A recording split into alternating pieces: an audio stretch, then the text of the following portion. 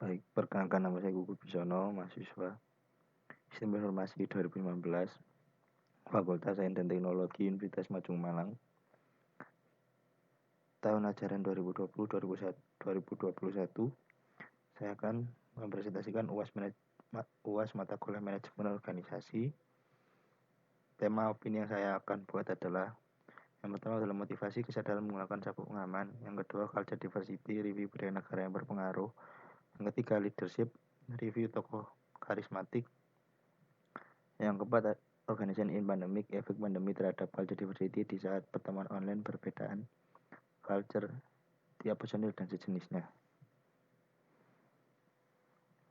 Oke, baik, yang pertama adalah kesadaran pengendara menggunakan sabuk pengaman.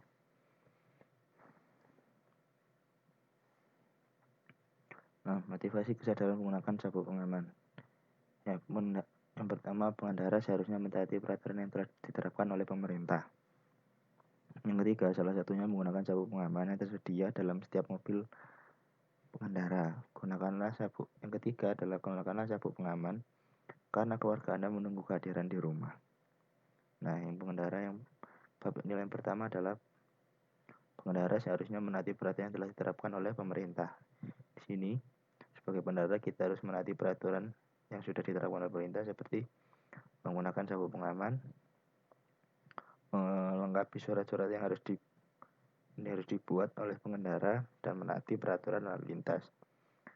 Nah, nilai yang kedua, contoh peraturan yang diterapkan oleh pemerintah yaitu adalah menggunakan sabuk pengaman yang ada di dalam setiap mobil pengendara.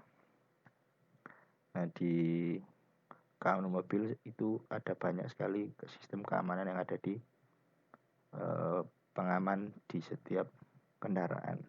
Contohnya adalah sabuk pengaman. Nah, yang ketiga, gunakanlah sabuk pengaman karena keluarga Anda menunggu kehadiran di rumah.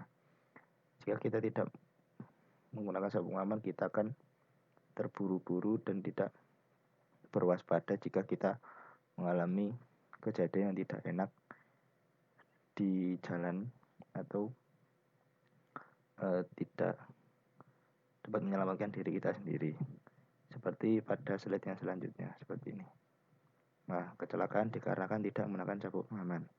Nah, kecelakaan seperti pada gambar tersebut ini, kita bisa lihat sebagai pengendara kita seharusnya menggunakan sabuk pengaman agar kita tidak terpental ke depan dan tidak mengenai setir mobil yang ada di depan jika kita mengalami kecelakaan atau tabrakan hebat. Dan kita juga sebagai penumpang, kita harus juga menggunakan sabuk pengaman. Kenapa? Karena agar kita tidak terpental ke depan dan mengenai kursi yang berada di depan badan kita. Nah, seperti itu. Di kecelakaan seperti pada gambar ini adalah tidak menggunakan sabuk pengaman, dan setiap keamanan mobil itu banyak sistem keamanan yang lain seperti airbag, ABS atau anti-lock braking system untuk pengecekan rem dan sebagainya di dalam mobil. Nah, kita sebagai pengendara yang baik, pengendara yang taat peraturan pemerintah, kita seharusnya menaati peraturan yang sudah diterapkan pemerintah agar kita selamat dalam berkendara. Oke, baik, selanjutnya kita masuk di review budaya yang berpengaruh. Contoh negara Amerika. Negara Amerika, budaya warga Amerika meliputi tradisi dan adat istiadat di Amerika Serikat. Budaya kita meliputi agama, makanan, pakaian yang kita pakai, bagian memakainya, bahasa kita, pernikahan, musik, kepercayaan kita terhadap apa yang benar atau salah, bagaimana kita duduk, bagaimana kita menyapa tamu, bagaimana kita memperlakukan orang-orang yang kita cintai, dan masih banyak hal lagi. Nah, selanjutnya Amerika Serikat adalah negara terbesar tiga di dunia dengan jumlah populasi lebih besar 325 juta. Secara lebih spesifik, seorang anak lahir setiap 8 detik dan seorang meninggal setiap 12 detik berdasarkan sensus Amerika Serikat. Bahasa Amerika sendiri tidak memiliki bahasa resmi. Berdasarkan pemerintahannya, hampir seluruh bahasa di dunia diucapkan di Amerika Serikat. Tapi yang paling banyak adalah bahasa selain bahasa Inggris seperti Spanyol, Cina, Perancis, dan Jerman. 90% dari populasi Amerika Serikat berbicara mengerti setidaknya sedikit bahasa Inggris dan kebanyakan bisnis resmi menggunakan bahasa Inggris. Beberapa negara bagian memiliki bahasa resmi dan atau bahasa pilihan sebagai contoh. Bahasa Inggris dan Hawaii adalah bahasa resmi di Hawaii. Biro Sensus memperkirakan bahwa ada lebih dari 300 bahasa yang dipakai di Amerika Serikat. Biro ini membagi bahasa tersebut menjadi beberapa kategori. Spanyol, bahasa Indo-Eropa lainnya yang termasuk bahasa Jerman, bahasa Yiddish, bahasa Swedia, bahasa Prancis, bahasa Italia, bahasa Rusia, bahasa Polandia, bahasa Hindi, bahasa Punjabi, dan beberapa lainnya. Agama, hampir seluruh agama yang terkenal dianut oleh penduduk Amerika Serikat yang didirikan berdasarkan kebebasan beragama. Sekitar 71% dari penduduk Amerika Serikat adalah Kristiani. Berdasarkan informasi yang dikumpulkan oleh Pew Research Center, sebuah grup penelitian tidak berpartai di tahun 2017, dan ini juga menemukan bahwa 23% populasinya tidak memiliki agama dan 6% tidak terdiri dari agama non-Kristen. Jumlah penduduk yang tidak menganut agama apapun cenderung menurun. Berdasarkan Pew Research Center, kategori ini turun dari 16% di 2015 menjadi 13% di 2060.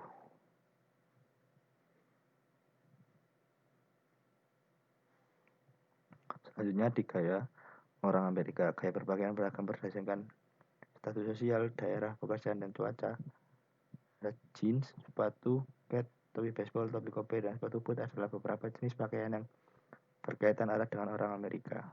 Ralph Lauren, Calvin Klein, Michael Kors, dan Victoria's Secret adalah beberapa merek Amerika yang terkenal. Mode orang Amerika umumnya dipengaruhi oleh selebriti dan media, dan penjualan mode setara dengan 200 miliar US dollar per tahun, berdasarkan publikasi Universitas Harvard tahun 2007. Lebih banyak orang Amerika membeli mode dan elektronik secara online. Berdasarkan Biro Sensus, penjualan retail e-commerce di Amerika Serikat untuk kuartal pertama tahun 2007 mencapai 98,1 miliar US dollar. Masakan orang Amerika dipengaruhi oleh orang-orang Eropa dan Amerika asli dalam sejarah awalnya. Hari ini adalah beberapa jumlah makanan yang dikenal sebagai berasal dari Amerika seperti hamburger, hotdog, keripik kentang, makaroni, dan keju atau roti daging. Istilah seperti berasal dari Amerika telah memiliki arti sesuatu berasal dari Amerika. Terdapat juga beberapa gaya masak dan tipe makanan yang identik dengan daerah tertentu. Gaya memasak orang selatan sering disebut juga makanan kesukaan orang Amerika dan termasuk makanan seperti ayam goreng, sawi, dan roti jagung.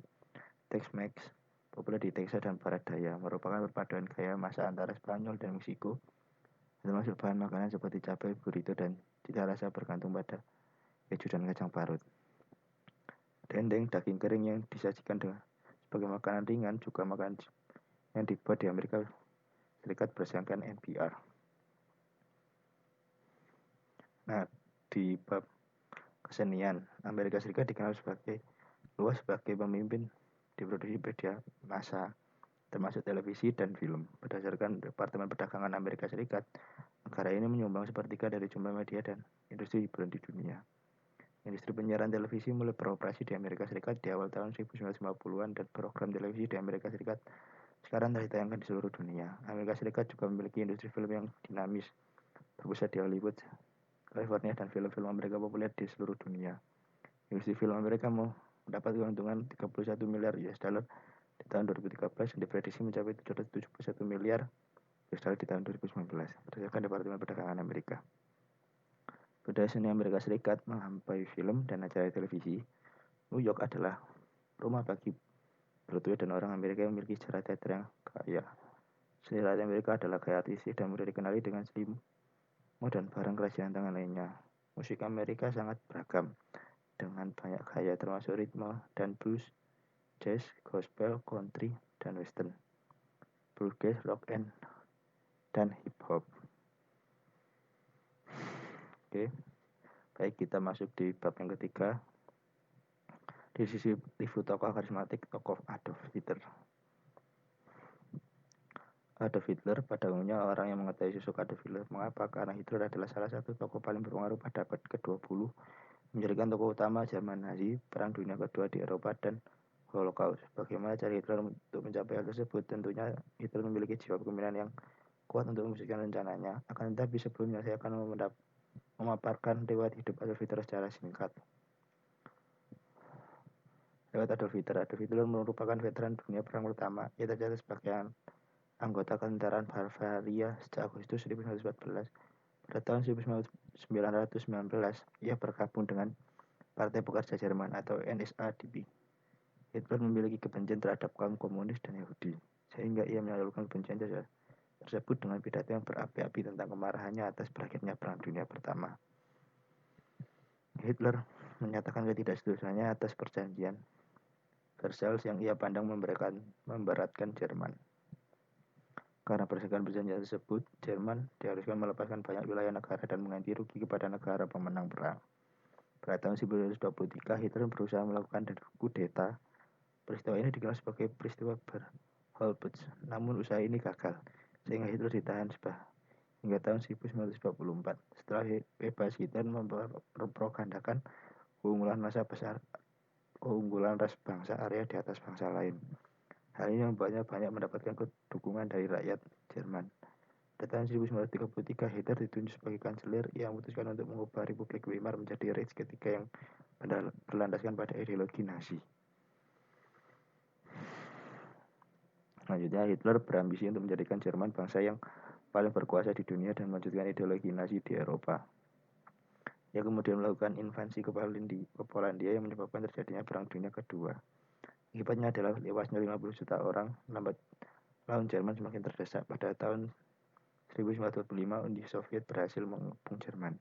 Berdasarkan paparan mengenai riwayat hidup Adolf Hitler di atas, saya berpendapat bahwa jiwa kepemimpinan yang ada pada Adolf Hitler adalah otoriter, karismatik, ambisius, dan oportunis. Adapun penjelasan dari pendapat tersebut adalah sebagai berikut. Jiwa kepemimpinan Hitler, jiwa otoriter.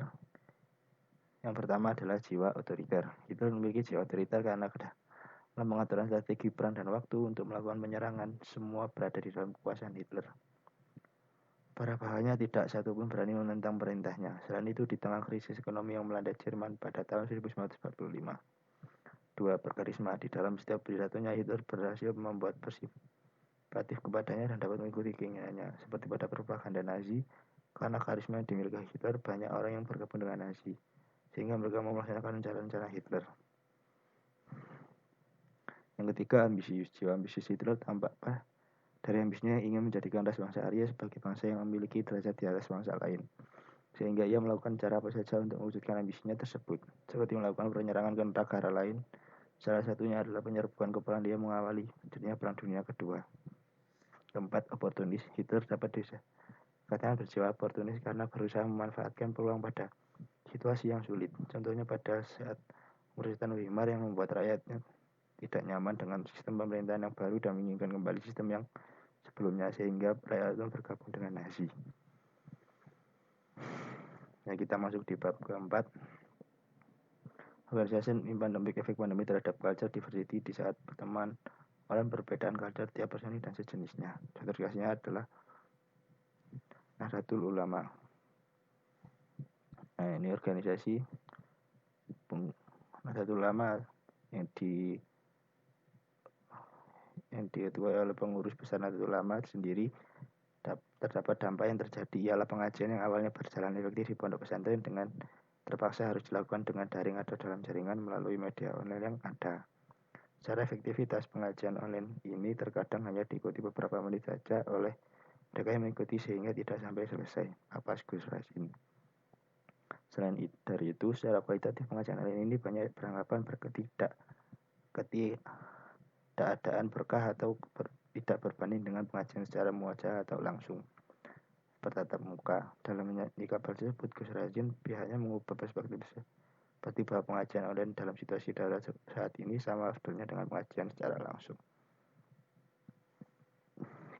Pengajian online di pesantren, walaupun dengan beberapa kendala jaringan yang terbatas, bisa saja muwajah tersebut dilakukan dengan aplikasi yang bisa melihat kehadirannya dalam proses ngaji seperti menggunakan Zoom meeting dan aplikasi lain, kecuali YouTube dan Instagram. Kata Rasin yang juga pernah menjadi pengurus IPNU pada era Presiden Gus Dur. Pada diskusi yang sama, Gus Dur Nizar Maulana Malik mengungkapkan bahwa berkaitan dengan efektivitas ngaji online pada pandemi ini bisa menjadi alternatif bagi santri untuk mengetahui area pengetahuan dalam hal media digital. perbedaan culture di pondok pesantren seharusnya mengaji di pondok dan menginap di pondok. Gara pandemi COVID-19 semua pesantren harus dipulangkan ke rumah masing-masing untuk belajar dan mengaji secara online. Kegiatan di pondok pesantren seperti banjari tadarusan Quran, membaca kitab-kitab yang lainnya harus dihentikan dan digantikan dengan hafal Quran melalui media digital. Nah, itu tadi representasi saya tentang UAS Manajemen Organisasi. Nama saya Gugu Bisono, Program Studi Sistem Informasi 2019, Fakultas Sains dan Teknologi Universitas Maju Malang, dosen pengampu Bapak Dr. Sutam Sistem Pak Sutam Rizky Wicaksono, Eskom MM, MCP, MCTS, MOSM.